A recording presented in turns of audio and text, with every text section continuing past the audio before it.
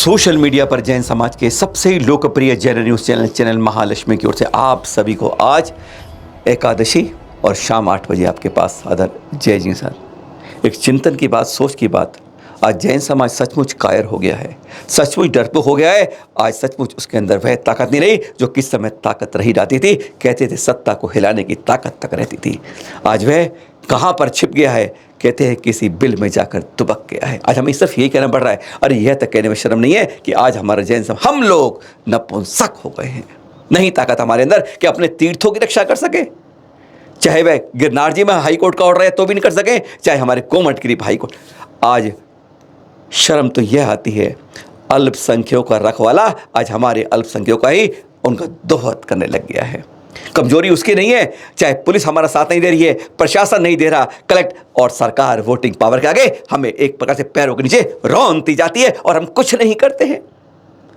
सिर्फ तलवे चाटने के अलावा क्या जैन समाज का कुछ और भी काम है? आज बहुत कुछ कड़वा कहना पड़ रहा है। जब तीर्थ के ऊपर चोट पड़ती है तो दिल के अंदर चोट क्यों नहीं लगती, यह समझ से बाहर है। क्या वास्तव में आज जैन समाज इतना कमजोर हो गया है कि गोमटगिरी में अपने व्यय क्षेत्र पर अवैध कब्जा हो जाए? क्या मालूम, क्या मजाल है कि हाईकोर्ट की अदालत की अवमानना हो जाए? चाहे पुलिस हो, चाहे प्रशासन हो, चाहे कलेक्टर हो, सब एक तरफ हो जाए। आज यह कमजोरी सिर्फ हमारे कारण है। मत कहिए सरकारी गिनती 44,51,753 है। अरे हम तो कहते हैं 1 करोड़ है। तो क्या 1 करोड़ का वजूद नहीं है? 1 करोड़ बहुत बड़ा वजूद है जो हम अपना जानते नहीं है। 10 से 12 करोड़ को आप रोजगार देते हो। क्या आपको मालूम है 1/4 इनकम टैक्स देते हो और 1/3 जीडीपी आपके भरोसे चलता है? क्या इन हथियारों को आपको जानते नहीं है? इसकी शक्ति नहीं मालूम है या इसकी शक्ति की पहचान भूल गए हो? आज हम जैन समाज वाले अर्जी लेकर फर्जी अर्जी बन जाती है और हमारी बात दरखास्त में फाइल में होती है और दूसरे काम हो जाता है। कहीं ना कहीं हमारी बहुत बड़ी गलती है। बटे बटे बटे बटे रहकर सिर्फ मंदिर तीर्थ बनाते रहना और कुछ नहीं करना, अपनी सुरक्षा करना आज आप भूल गए हैं। अपनी संस्कृति की, अपनी विरासत की हमारे हाथ से चली जाती है और कुछ नहीं कहते। जरा सुनते हैं पहले जरा मुनि पुंग सुधा सागर जी ने जो कल कहा था जिज्ञासा समाधान में, एक बार वह सुन लीजिए कि हम लोग कर क्या रहे हैं, अपनी बाउंड्री वाल तक खिंचवा नहीं पाते। एक बार तो सुने पहले आप। समाज की कमी है कि तीर्थ क्षेत्र में जब आपकी जमीन है तो सबसे पहले बाउंड्री क्यों नहीं बनाते? यदि अपने अधिकृत क्षेत्र को हमारा एक सिद्धांत बनाया है, जब भी कोई तीर्थ क्षेत्र बनाता हूँ सबसे पहले बाउंड्री बनाता हूँ। ज्ञानोदय तीर्थ क्षेत्र की जब स्थापना हुई, सैकड़ों भीड़ जमीन की सबसे पहले बाउंड्री बनाई गई। बाउंड्री हम खुली मैदान, अरे भाई घर का मकान के प्लाट भी आज खुला छोड़ दो तो बाजू वाला कब्जा कर लेता है। तो सबसे पहले इतनी बड़ी इंदौर समाज थी, जितनी ज़मीन थी सबसे पहले उनको बाउंड्री बना लेना चाहिए थी। सबक लेना चाहिए सबसे पहले सारे भारत के लोगों को कि समाज की जो जो संपत्ति पड़ी हैं उनमें बनाओ कुछ या ना बनाओ, सबसे पहले बाउंड्री बना करके और उसमें एक बोरिंग लगा करके और एक मोटर डाल करके एक बिजली का जो क्या बोलते हैं मीटर लगा करके उस स्थान को सरकार की दृष्टि में रजिस्ट्रेट करा देना चाहिए। और सरकार की जब बाउंड्री बन जाती तो बाउंड्री तोड़ करके कोई नहीं घुसता, खुला मैदान तो दुनिया घुस जाती। फिर भी अब जो हुआ, इतनी बड़ी इंदौर की समाज है, सब समाज को एकजुट होकर के शासन और प्रशासन से अपनी बात को रखना चाहिए। अल्पसंख्यक जैन समाज के क्षेत्रों पर इस प्रकार के अत्याचार अतिक्रमण होते रहे तो ये भारत देश के लिए बहुत बड़ी शर्म की बात होगी, क्योंकि भारत देश वह है जहाँ सदा अल्पसंख्यकों का सदा संरक्षण किया जाता रहा है, सुरक्षा प्रदान की जाती रही है। जैन समाज एक अल्पसंख्यक है। सरकार को जाकर के संगठन के साथ, बस संगठन सारा इंदौर समाज एक होकर के यदि सड़क पर उतर आता है तो गोमटगिरी बढ़ जाएगी और कुछ भी नहीं हो पाएगा। सुन लिया मुनिश्री सुधा सागर जी से, अपने क्षेत्र की सुरक्षा करना, पहले चारों तरफ की दीवार खींचना है। अब बात करते हैं मुनिश्री प्रमाण सागर जी से, जिन्होंने परसों समाधान दिया। उन्होंने साफ कहा किसी भी तीर्थ की सुरक्षा करने का प्रथम दायित्व हमारा समाज का होता है, किसी और का नहीं। समाज को आगे होना होगा तभी कुछ काम चलेगा। एक बार सीधा सीधा सुनते हैं मुनिश्री प्रमाण सागर जी से। हमारे जितने भी धर्मायतन हैं वो हमारी संस्कृति की धरोहर है, और संस्कृति के धरोहर को बचाना, उसकी रक्षा करना समाज के हर व्यक्ति का कर्तव्य है। हमें किसी का कुछ भी कभी छीनना नहीं है, पर अपना कुछ भी कभी खोना नहीं चाहिए। जो हमारी धरोहर है उसकी प्राणपण से रक्षा करनी चाहिए। हम अन्याय करें नहीं और किसी के अन्याय के आगे झुके भी नहीं। शासन प्रशासन पर पूरी समाज को एकजुट होकर दबाव बनाना चाहिए। सामने वाले लोगों से भी बातचीत करके रास्ता निकालना चाहिए, ताकि एक समन्वय भी बने और ज़रूरत पड़ने पर समाज को संघर्ष भी करना चाहिए। इस तरह अगर चीज़ों को आप ऐसे ही नज़रअंदाज कर दोगे तो हम बहुत कुछ खो देंगे। इंदौर में जैन समाज एक बहुत बड़ी समाज है, मजबूत समाज है। जी गुरुदेव। ऐसे मौके पर पूरी समाज को अपनी एकता और एकजुटता का परिचय देना चाहिए और अपनी धरोहर को बचाने की हर संभव कोशिश करना चाहिए। अपनी ताकत दिखानी होगी। जब सिंह के समूह बढ़ जाते हैं ना, तो कोई ना कोई कुत्ता आके भी मुंह मारने लगता है। हकीकत है जंगल की है। और जब सिंह एक हो जाते हैं, इंदौर जैसे शहर जो जैनों की नगरी कहा जाता है, संतों की नगरी कहा जाता है, विद्वानों की नगरी कहा जाता है, और उस जगह अगर ऐसा आता है तो सचमुच जैनों के समाज में एक भूचाल आया है, एक तांडव करने आया है, जिसको रोकने की ताकत हमें दिखानी होगी। एक होना होगा, बटना नहीं होगा। सरकार चाहती क्या है? वो देखती है जहां वोट मिलता है वहीं अपनी थाली पेश कर देती है और दूसरे की थाली छीन लेती है।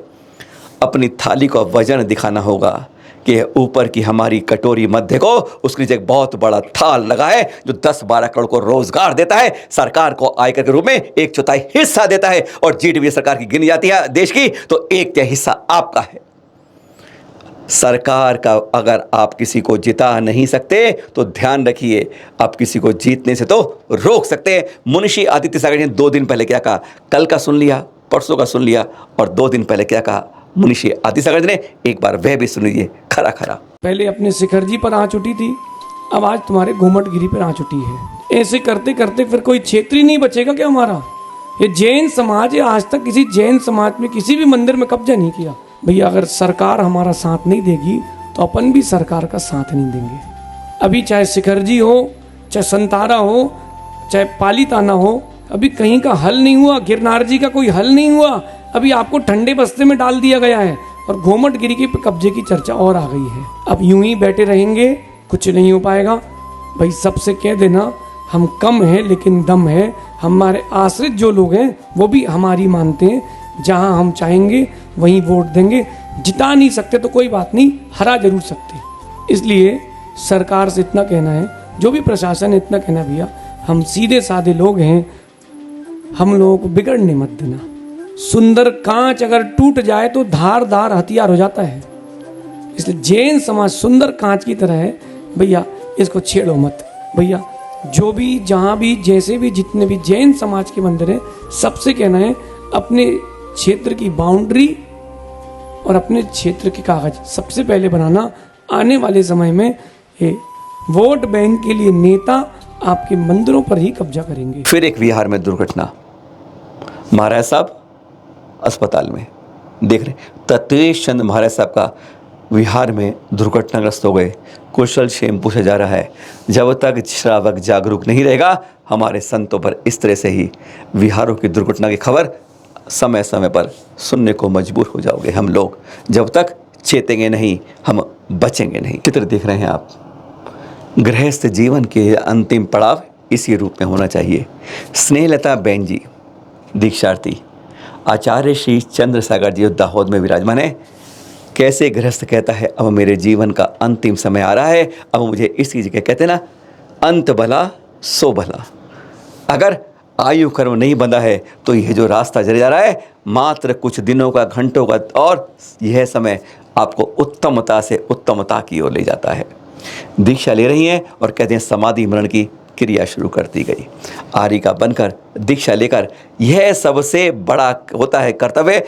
अंतिम समय में तो इस दुनियादारी को, उस गृहस्थीपन को छोड़ दो, इस मोह राग द्वेष को छोड़ दो और इस रास्ते को अपना लो जिस पर संत चलते हैं। कहते हैं इस रूप में समाधि मरण उत्तम होता है, बशर्ते आयु कर्म का पहले बंद ना हुआ, तब भी जो अंत में होता है वह भला ही होता है। अब आ रहा है गुरुवार, 3 दिन बाद ज्येष्ठ कृष्ण चतुर्दशी, 16वें तीर्थंकर, 12वें कामदेव, 5म चक्रवर्ती, हमारे हस्तिनापुर में गर्भ जन्म तप जिनका कल्याणक और मोक्षणक होता है सम्मेश शिखर जी में। ऐसे 16वें तीर्थंकर शायद का जन्म तप और मोक्ष कल्याणक आ रहा है इस गुरुवार यानी 18 मई को, और एक दिल्ली के अंदर पहली बार आपको देखने को मिलेगा। यमुनावार का है दिगंबर जैन समझना, उसके द्वारा यह आयोजन हो रहा है। वहाँ के ली डायमंड बैंकेट हॉल जो MTL ग्राउंड है ना यमुना विहार में, बस वहीं पर सुबह 6 बजे पहुँचना होगा, माँ 9 बजे तक। First time in the Delhi history Kalpataru Shri Shantinath Vidhan. खास बात 108 संवत्सरणों में 108 मंडलीय श्रीफलों के साथ श्री शांतिनाथ विधान, जिसमें 13,500 श्रीफलों का समर्पण होगा। भक्ति श्रद्धा समर्पण के साथ एक बार भावों को करके तो देखिए कैसे कर्मों की निर्जरा होती है और कहते हैं अनंतगत पुण्य फंक्शन होता है। करके देखिएगा, पहुंचिएगा ली डायमंड बैंकेट हॉल में यमुना विहार दिगंबर जैन समाज द्वारा आयोजित इस कल्पतरु श्री शांति विधान, जो संभवतः इस तरह की आयोजन दिल्ली में पहली बार आचार्य श्री अनेकांत सागर जी देख रहे हैं आप, उनके सत्संग सानिध्य में एक अनोखा विधान अनोखे रूप में दिल्ली के अनोखे रूप में पहली बार। झीलों की नगरी उदयपुर, जहां अभी सर्व ऋतु विलास में पंच कल्याणक भव्य रूप से हुआ आचार्य श्री वर्धमान सागर जी के सत्संग के नेत्र सानिध्य में। और अब कल के दृश्य देख रहे हैं जब सेक्टर 11 में भव्य प्रवेश हुआ गुरुवर वर्धमान सागर जी आचार्य श्री का। यहाँ भी पंच कल्याणक है, 21 तारीख से शुरू होगा 26 तारीख के लिए, बस उसी के लिए भव्य प्रवेश देख रहे हैं आप। एक साथ लगभग बैक टू बैक 2 पंच कल्याणक हो रहे हैं। पर हाँ, हमारा निवेदन रहेगा जब भी कोई पंच कल्याणक हो तो उसमें से कुछ राशि हमारे पुराने तीर्थों के संरक्षण और संवर्धन में जरूर निकाल कर रखी जाए, तभी हम अपने अतीत को, संस्कृति को बचा कर रख पाएंगे, है ना प्रवेश। कुछ खास कर्नाटक में भी चुनाव हुए, शनिवार को परिणाम आ गया। कहते हैं बहुत अरसे बाद कांग्रेस ने ऐसी फतेह आई जो उसे कई दशक से नहीं मिली थी। यहाँ कर्नाटक के इतिहास में पहली बार ऐसा हुआ है। 9 जैन बंधु विधायक के लिए चुनाव में मैदान में थे, 3 जीत कर आए हैं।